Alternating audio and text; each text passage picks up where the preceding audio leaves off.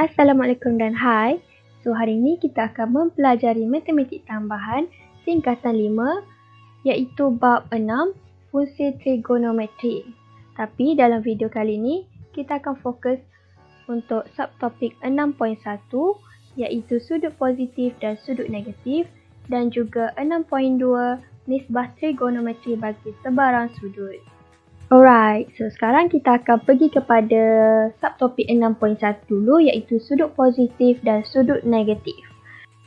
Jadi, apa yang korang kena ingat adalah kedudukan suatu sudut boleh dinyatakan dalam bentuk sukuan. Kita hanya akan ada 4 sukuan iaitu sukuan pertama, sukuan kedua, sukuan ketiga dan sukuan keempat. Okay, ingat ya, kita akan ada 4 sahaja, 4 sukuan sahaja. Okay, so sukuan ini tidak akan berubah. Okay, tidak akan berubah. So soalan saya sekarang, boleh ke kalau sudut tu melebihi 360 darjah? Ya, jawapannya boleh. Macam mana? Okay, macam ni. Let's say sudut 390. Okay. Sudut 390. Kita ada satu pusingan. Satu pusingan ini 360 darjah, right? Okay. Kita ada satu pusingan 360 darjah. Jadi, kalau 390 darjah, macam mana kita nak tahu? Adakah dia di dalam sukuan kelima? Tidak. Okay. Sebab tadi saya dah cakap kita akan ada 4 sukuan sahaja. Jadi 390 tolak satu pusingan kita ada 360 darjah. Jadi kita akan dapat 30 darjah. Okay, let's say 30 darjah di sini. Okay. So kita akan dapat 390 di sukuan pertama. Kerana 30 ni kurang daripada 90. So, kita akan dapat sini adalah sudut 390. Sini 30. Begitu. Alright. So, next. Bila kita dah tahu ada 4 sukuan, perkara kedua kita perlu tahu adalah ini. Okay, ini ya. Korang kena ingat ini. Okay. 2 pi radian bersamaan dengan 360 darjah. Pi radian bersamaan 180 darjah. Jadi, satu pusingan bersamaan 2 pi. Okay, 2 pi radian. 2 pi radian bersamaan 360 darjah. So, ini korang kena ingat. Alright, so sekarang kita akan mengenali macam mana sudut positif and macam mana sudut negatif. So, sudut positif adalah sudut yang diukur mengikut arah lawan jam. Okay, lawan. Positif lawan. Dari paksi X yang positif. Paksi X yang positif ni yang mana ya? So, paksi X yang positif ni adalah paksi X kita yang memanjang macam ni kan? X. Okay. So, ini adalah paksi X yang positif. Positif belah mana? Belah sini. So, dia akan bermula daripada sini. Okay. So, sudut positif dia adalah lawan arah jam. So, dia akan bergerak macam inilah. Next kita nak tahu sudut negatif ni macam mana pula? Sudut negatif sudut yang diukur mengikut arah jam dari paksi X yang positif. So, paksi X yang positif tadi yang mana? Yang ini. So, arah jam macam mana? Arah jam pula macam ini. Gitu. positif macam ni, negatif macam ni. Gitu. Alright, so sekarang kita akan pergi kepada contoh 1, iaitu soalannya. Tentukan kedudukan setiap sudut yang berikut pada sukuan masing-masing. Seterusnya, tunjukkan sudut tersebut dalam sartah kartes. Okey, soalan A disebut 800 darjah. Okey, 800 darjah ni adalah positif, right? Positif, jadi positif lawan jam. Lawan jam. Lawan jam macam mana? Lawan jam macam ini pusingnya. Okey, so kita ada sudut 800. So macam mana kita nak kira ni? Okey, so pertama sekali kita tengok dia ada berapa pusingan. Nak kira berapa pusingan, kita kena tolak dengan 360. So first step kita kena tolak 360. Sebab satu pusingan 360. Okey. So 800 tolak 360, kita akan dapat 440. So kita tengok kat sini, 440 ni lebih ke tak 360? Lebih kan? So kalau lebih, kita kena tolak lagi 360. So kita akan dapat 80 darjah. So kita tengok balik, 80 darjah ni lebih ke tak 360 darjah? Kurang kan? So kalau kurang, kita dah tak perlu dah tolak.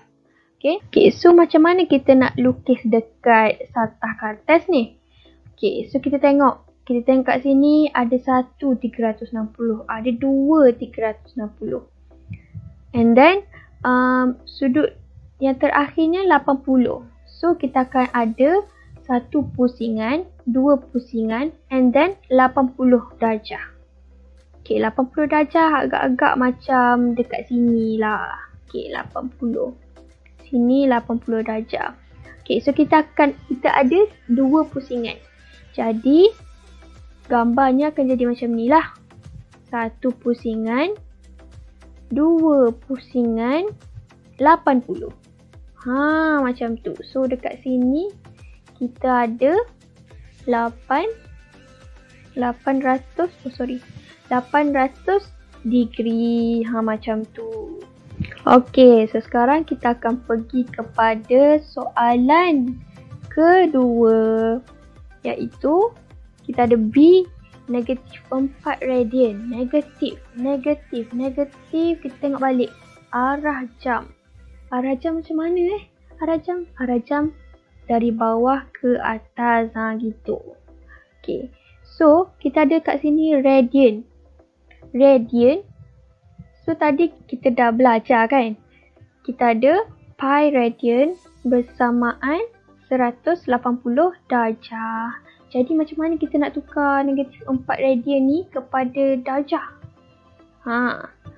Jadi, apa yang kita kena buat adalah X darjah over 4 radian sama dengan 180 darjah bahagi pi radian.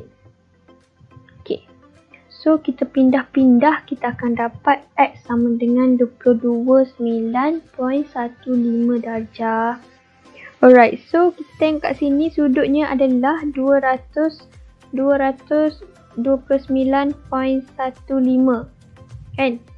Okay, 229.15 ni lebih 360 ke kurang? So, ianya adalah kurang kan? So, kalau kurang, kita tak perlu tolak. Jadi, kita tengok 229 ni dia duduk dalam sukuan keberapa? Okay. So, disebabkan dia negatif, jadi dia bergerak dari kiri ke maafkan saya, dari kanan ke kiri. Okay. So, kita pusing sampailah kita dapat 229.15 degree. Agak-agak kat sini lah ya. So, jadi kita akan tulis negatif. Okay, jangan lupa letak negatif kat sini. Sebab dia berputar dari sini ke sini. Macam tu je. Senang kan?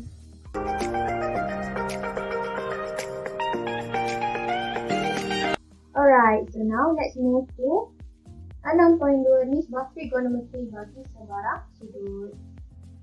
Okey, sekarang kita tengok kita ada segitiga bersudut tegak dan di sini adalah sudut sudutnya lah. So, di hadapan sudut ini adalah dipanggil sisi bertentangan. Ini adalah sisi bertentangan. Yang di bawah ini dipanggil sisi bersebelahan. Dan yang paling panjang ini adalah hypotenuse. Hypotenuse ini adalah sisi yang paling panjang lah ya. Okay. So, tiga ni saya yakin yang korang dah familiar. Sebab ni korang dah belajar dulu. Tapi kita ada lagi tiga figur baru yang korang akan belajar. Okay. So, kita tengok. Ulang balik. Dulu kita ada sin theta bersamaan setentang bahagi hypotenuse, cos sebelah bahagi hypotenuse, dan then tentang bahagi sebelah. So, ingat saya takut hantu kalau saya hantu tak takut sangat. Saya takut hantu kalau saya hantu tak takut sangat. Okay. So, kita ada lagi tiga ni yang baru. Okay. So, kita tengok satu persatu. Pertama kita ada cos secant theta equal to 1 over sin theta. Okay, kita tengok macam mana kita nak ingat ni. Cara ni senang je. Kalau tengok huruf ketiga. Huruf ketiga S. So sini S. So cos secant bersamaan 1 over sin theta. Kita tengok secant theta pula. Huruf ketiga ni adalah K. 1 over cos theta. So, secant theta equal to 1 over cos theta. Okay? Okay. So, yang ni cotangent theta equal to 1 over tangent. So, ketiga T, huruf pertama T. Senang. Tentu cara ingat huruf ketiga. Okay. So, kita akan tengok contoh soalan. Okay, so sekarang kita akan pergi kepada contoh pertama dulu lah ya. Okay, dekat soalan ni dia cakap rajah di sebelah menunjukkan sebuah segitiga ABC bersudut tegak, okay, bersudut tegak DB. Diberi AB 8 cm dan BC 6 cm. Tentukan nilai bagi cosec theta, sec theta dan cot theta. Okay, so kita tengoklah ya. Segitiga ini, okay, segitiga ini dia diberi AB 8 cm, BC 6 cm. Okay, so kita tak tahu kat sini apa. So, pertama sekali kita perlu cari AC. So, macam mana nak tahu AC ni? Kita guna Pythagoras theorem. Ingat lagi tak? So, formulanya adalah AC square bersamaan AB square plus BC square. Okay, jadi AC bersamaan square root AB apa tadi? 8 cm. 8 square tambah BC adalah 6 square. Jadi AC bersamaan square root 100 AC bersamaan 10 cm. So dekat sini kita dapat 10 cm. So kita dah boleh jawab dah. Cosec, sec and cot. Okay, pertama sekali kita tengok A. Cosec. Cosec theta. Okay, cosec kita tengok huruf ketiga jadi 1 over sin theta. So sin. Sin adalah saya takut hantu. Kalau saya hantu, tak takut sangat. Okay, sin. Sin adalah, tengok, sin T over H, tentang, setentang. Okay, setentang. Di sini, hypotenuse di sini. Jadi, sin theta adalah 6 per 10. Jadi kita boleh kecilkan jadi 3/5. Jadi kita naikkan 5 ke atas, kita akan dapat 5/3. So cosec adalah 5/3. Okay, next kita tengok secant. Secant theta bersamaan huruf ketiga adalah K. Jadi 1/cos theta. Jadi cos theta kita dapat, okay, saya pakai pen warna biru. Cos S/H. S sebelah di mana? Sebelah dia sini 8, hypotenuse 10. Jadi 8/10. 8 kita boleh potong, kita akan dapat 4, ini 5. Jadi kita akan dapat 1/4/5. Bila kita naikkan 5, kita akan dapat 5/4. So, secant theta ialah 5/4. Soalan C, dia minta cot theta. Okay. Cot theta. Cot theta bersamaan 1/t. Tangent. Tangent theta. Okay, kalau tangent, kita dapat tentang bahagi sebelah. Tentang yang mana tentang? Tentang kat depan lah. Tentang 6 dan then sebelah 8. Jadi kita akan dapat 6/8. Kita boleh kecilkan 3/4. Jadi kita akan dapat 1/3/4. Kita naikkan 4 ke atas, kita akan dapat 4/3. So, cot tangent theta ialah 4/3. Alright, so sekarang kita akan menerbitkan rumus sudut pelengkap. So, apa tu sudut pelengkap? Sudut pelengkap adalah sudut apabila menambahkan sudut itu, iaitu sudut yang diberi dengan sudut lagi satu, jawapan dia akan jadi 90. And dia akan berada di sukuan pertama.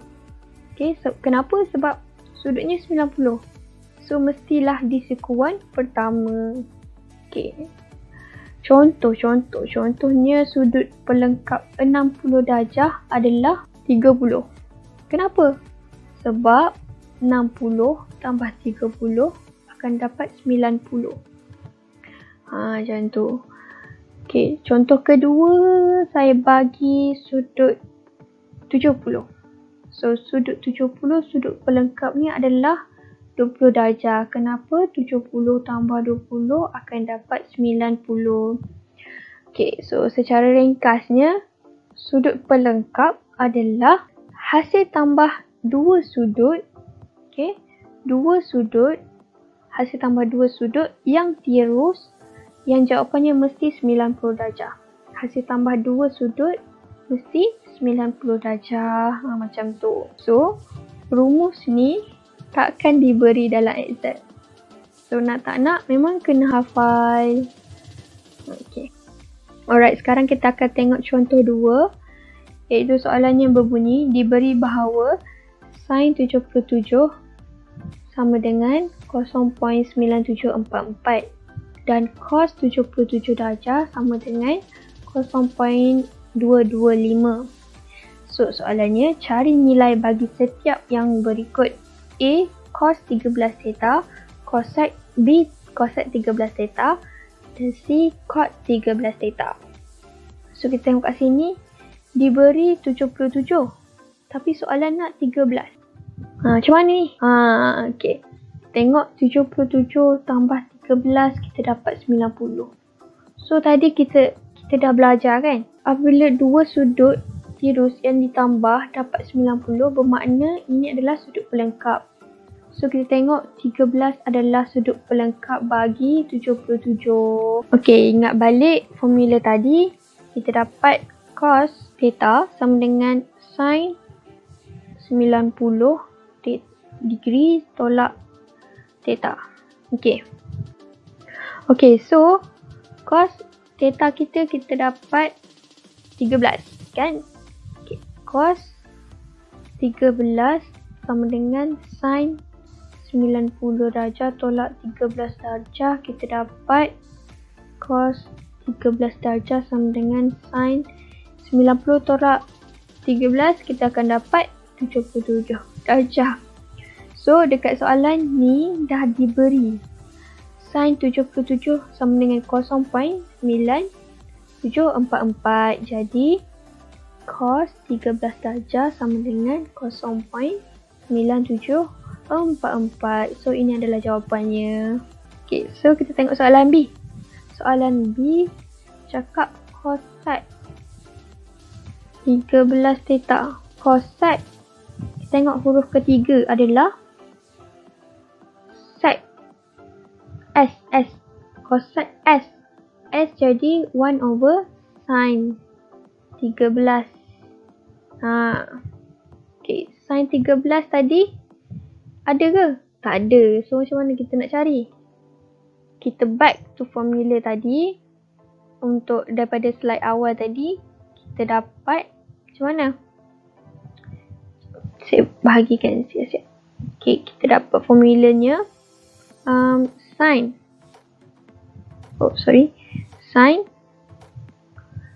Sin theta sama dengan cos 90 tolak theta. Okay, sin kita nak apa? Sin 13. Okay, soalan sin 13. Sin 13 cos 90 tolak theta kita 13. Jadi kita dapat sin 13 sama dengan cos 77. So dekat soalan kita dah dapat cos 77 sama dengan 0.225. So kita boleh substitute dekat sini, dapat 1 over sin 13 theta sama dengan 0.225. Okay, so jawapannya adalah tekan kalkulator, kita akan dapat 4.444. Macam tu je, senang sangat. So, kita tengok soalan C pula. Soalan C, cotangent 13. Cotangent ni macam mana pula? Cot 13. Cot sama dengan 1 over cot T tangent. Tangent 13 darjah. Tangent 13 darjah. So tadi kita dah dapat kan? Kita dah dapat sin 13 theta, kita dah tahu apa dia. 13 theta kita dah tahu apa dia. Cos 13 theta pun kita dah tahu apa. So disebabkan sini tangent adalah bersamaan dengan tangent bersamaan sin. Okay, saya tulis kat sini. Tangent theta bersamaan sin theta over cos theta.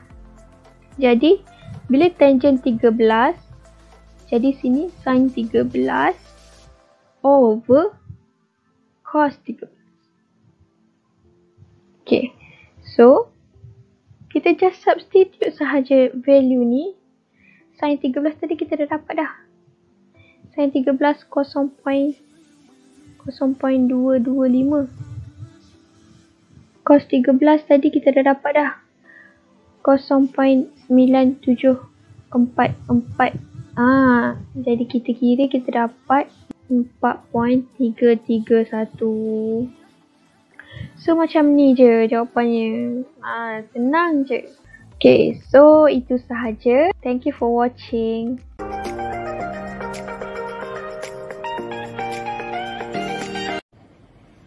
Assalamualaikum dan selamat sejahtera. Jadi Cikgu Baiki akan sambung topik 6 dengan subtopik graf trigonometri. Untuk graf trigonometri ni kita ada 3 bentuk arm. 3 bentuk arm ni ialah sin, cos dengan tan. Okey, cikgu akan terangkan satu-satu macam mana bentuk untuk setiap graf. Okey. Yang pertama sekali, y sama dengan sin x. Macam yang kita tahulah, sin tu apa? Sin tu huruf S. Jadi bentuk dia macam mana? Macam huruf S jugalah.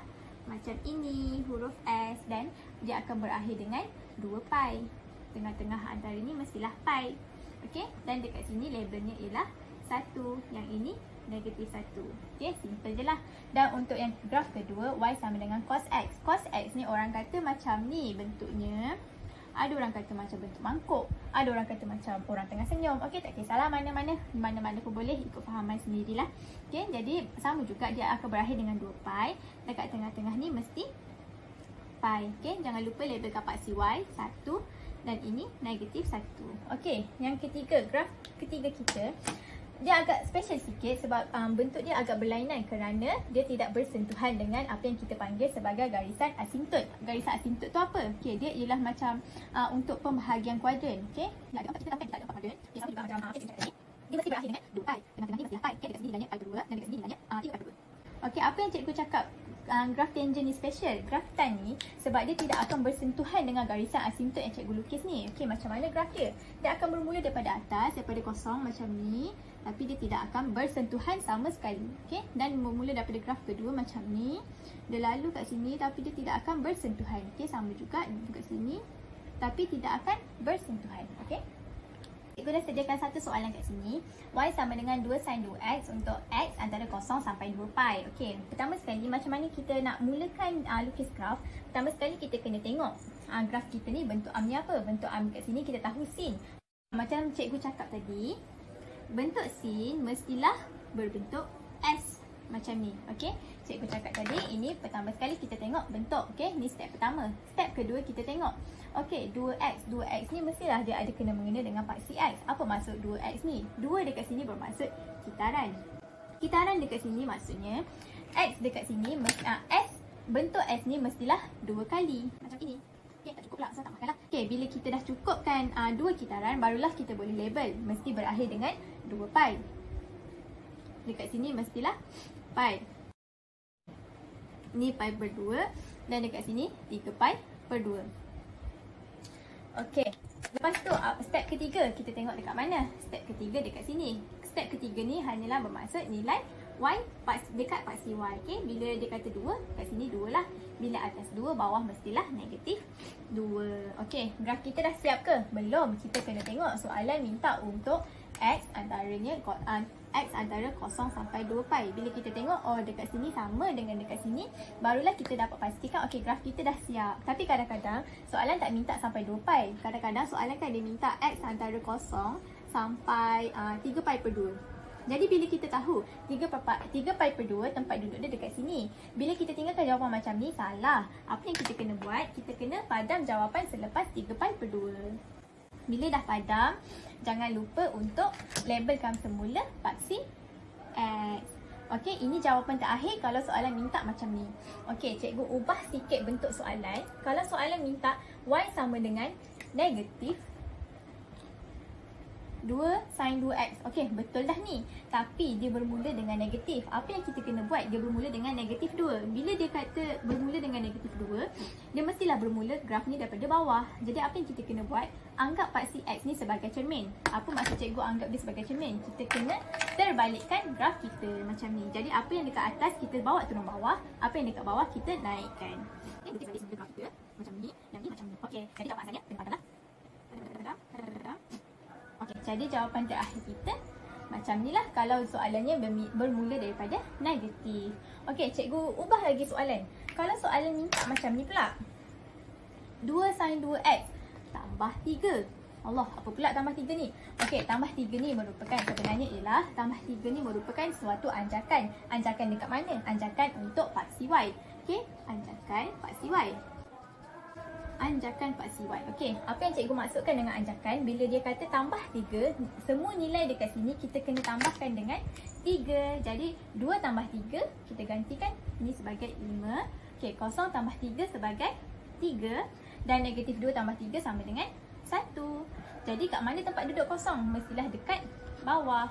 Bila dekat bawah, paksi x kita bukan lagi di atas. Kita kena buat apa dengan paksi x ni? Kita kena bawa turun bawah. Macam ni. Graf kita dekat mana? Dia tak akan bersentuhan lagi dengan paksi x. Jadi paksi x dekat atas ni kita kena buat apa? Tak payah padam, tapi cukuplah kalau kita buat garisan putus-putus. Macam ni. Okey, dan label ni jangan lupalah untuk kita bawa turun dia ke bawah. Ni pi kat sini, pi/2. Dekat sini 3 pi per 2. Okey, dan pi tambah dekat atas ya. Okey, jadi jawapan terakhir untuk soalan berbentuk macam anjakan ni ialah macam ni. Okey, betul.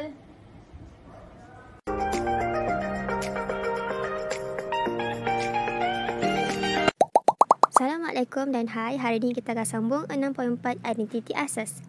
Jadi ini merupakan antara rumus yang terlibat dalam chapter ini. Apa yang murid perlu belajar ialah cara untuk menerbikan identiti asas. Jadi kita akan tengok satu persatu macam mana kita boleh dapatkan rumus itu. Sebelum itu kita kena tengok dulu macam mana kita nak dapatkan sin A, cos A, tangent A dari segitiga bersudut tegak. Contohnya kita tengok sin A, opposite hypotenuse. Kita boleh tengok A per C. Kemudian kita tengok cos A. Macam mana tengok cos A? Adjacent hypotenuse. B per C. B per C. Kemudian tangent A. Opposite adjacent. A per B. Kemudian kita tengok cosec A. Cosec, tengok tengah-tengah. Kita ada S kan? 1 per sin. Jadi kita balikkan je. Kita dapat C per A. Kemudian sec A. K. 1 per cos. Terbalikkan, kita akan dapat C per B. Kemudian, cot A, T, 1 per tangent. Sebab tangent T, so kita dah terbalikkan B per A. Jadi, dari segitiga bersudut tegak, kita dapat teorem Pythagoras. Jadi, untuk dapatkan rumus lain, kita perlu bahagikan A kuasa 2, B kuasa 2 dan C kuasa 2. Pertama sekali, ini ialah Pythagoras theorem. Bahagikan dengan A kuasa 2. Bermaksud semuanya kena bahagi dengan A kuasa 2. Kemudian yang sama kita jadikan 1. B per A, C per A. Okey, kita kena refer balik table macam ni. Kemudian B per A bermaksud cot A, C per A pula ialah cosec A. Kemudian masukkan dalam formula, kita dapat 1 tambah cot kuasa 2A sama dengan cosec kuasa 2A. Kemudian selesai bahagi dengan A kuasa 2, kita bahagikan B kuasa 2 pula. Okey, kita bahagikan dengan B kuasa 2. Selesaikan, permudahkan B kuasa 2, B kuasa 2 jadikan 1. Maka A per B bermaksud tangent A. C per B pula ialah sec A. Jadi masuk dalam formula 1 tambah tangent kuasa 2A sama dengan secant kuasa 2A.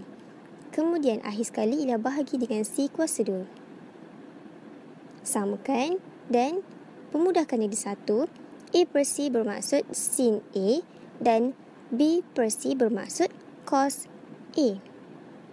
Jadi, akhir sekali kita dapat sin kuasa 2A tambah cos kuasa 2A sama dengan 1. Maka ini ialah 3 formula yang kamu kena belajar dalam chapter ini.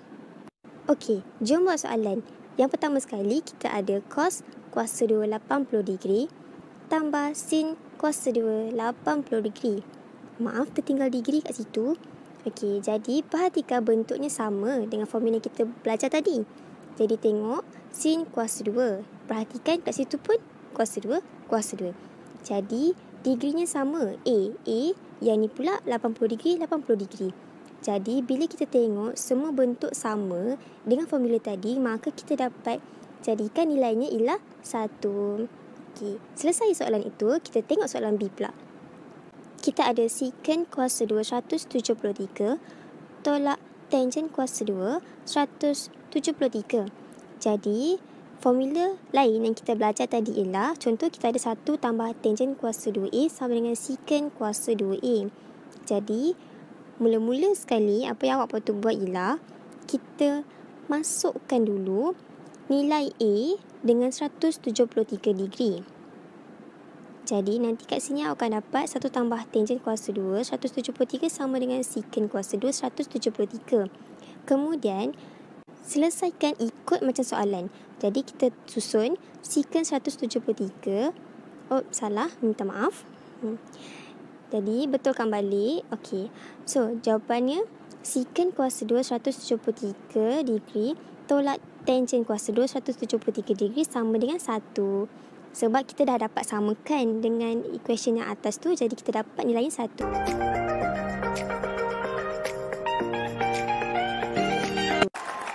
Okey, tanya semua, anda telah berjaya melepasi 6.4. Sekarang kita belajar 6.5, iaitu kita nak belajar rumus sudut majmuk dan sudut berganda. Sudut majmuk ialah sudut yang berbentuk A tambah B atau A tolak B. Sudut berganda pula ialah sudut yang berbentuk 2A, 3A. Jadi, kita nak tengok macam ni kita nak membuktikan identiti trigonometri dengan menggunakan rumus sudut majmuk. Jadi, ini adalah antara formula yang murid-murid patut tahu. Okey, jadi kita tengok contoh sebelah. Okey, kat sini pula kita nak belajar macam mana kita nak guna rumus sudut berganda dari rumus sudut majmuk. Okey, kita tengok satu-satu tau. Okey, kita tengok contoh yang pertama ialah sin 2A. Okey, diberi sin A tambah B sama dengan sin A cos B, cos A sin B. Ini ialah sudut majmuk. Okey, kita kena gantikan B dengan A. Jadi, kita akan dapat sin 2A sama dengan 2 sin A cos A. Jadi, bersamalah kalau dengan cos A tu. Kita gantikan B dengan A. Jadi, untuk cos 2A, kita dapat 3 formula. Ini yang pertama, ini yang kedua, dan ini yang ketiga. Kemudian, kita ada tangent 2A. Yang mana, B kita akan gantikan dengan A. So, kita dapat tangent 2A sama dengan 2 tangent A per 1 tolak tangent kuasa 2A. Okey, kita masih dalam topik membuktikan identiti trigonometri dengan menggunakan rumus sudut berganda. Jadi, tengok soalan ni, kita ada cosec 2A sama dengan 1/2 sec A cosec A. Jadi, apa yang kita nak buat sekarang, kita kena buktikan yang belah kiri itu sama dengan yang belah kanan. Jadi, kita tulis dulu formula. Awak kena tulis formula tahu supaya awak boleh ingat. Jadi, yang pertama sekali, cosec 2A. Macam kita tahu, cosec S kat tengah-tengah. Jadi, 1 per sin. Kita tengok formula kalau awak lupa. Jadi, 1 per sin 2A. Dalam rumus sudut berganda, tadi kita dah belajar sin 2A sama dengan 2 sin A cos A. Jadi, kita gantikan sin 2A tu dengan 2 sin A cos A. Okey, buat macam ni. Kemudian, perhatikan. Awak nampak 1 per sin A. Kat sini pun awak nampak 1 per cos A. Jadi, akhir sekali kita dapat 1/2 sec A cosec A. Sebab 1 per sin A ialah sama dengan cosec A. Manakala 1 per cos A sama dengan sec A. Okey, sebelum kita akhiri video ini, kita akan buat satu lagi latihan. Okey, jadi soalan sama, buktikan setiap identiti yang berikut. Jadi, soalannya ialah cosec 2A tambah cot 2A sama dengan cot A. Perhatikan yang belah kiri, kita ada cosec 2A. S tengah-tengah, jadi kita ada 1 per sin 2A. T, cot, T dekat hujung. Jadi 1 per tangent 2A. Jadi, tangent 2A tu, kita boleh keluarkan dia. Jadi, kita tengok. 1 per tangent 2A, kalau kita tukar, kita dapat apa? Jadi, ikut formula asal, 1 per tangent theta sama dengan cos theta over sin theta. Jadi, kalau kita ada 1 per tangent 2A, sama dengan cos 2A per sin 2A. Jadi, masukkan cos 2A per sin 2A itu dalam persamaan tadi tu. Jadi, pembawah ni dah sama dah, sin 2A. Jadi, atas kita tambahkan. Okey, perhatikan, cos 2A ni ialah rumus sudut berganda. Jadi, kita tahu cos 2A ialah sama dengan 2 cos kuasa 2A tolak 1. Jadi, kita gantikan cos 2A tu dengan 2 cos kuasa 2A tolak 1. Jadi, kita selesaikan mana yang kita boleh hapuskan. 1 tolak 1. Jadi, akhirnya kita dapat 2 cos kuasa 2A per 2 sin A cos A. Kenapa 2 sin A cos A? Sebab sin 2A tu sebenarnya kita boleh tukar kepada 2 sin A cos A. Kemudian kita boleh potong cos dengan cos kat bawah tu. Jadi akhirnya kita akan dapat 2 cos A per 2 sin A. Jadi kita boleh potong 2. Akhirnya kita dapat cos A per sin A. Maka kita tahu kalau cos A per sin A bermaksud 1 per tangent A. Ini bermaksud juga 1 per tangent A ialah cot A. Jadi itu sahaja untuk hari ini. Sekian daripada saya. Terima kasih.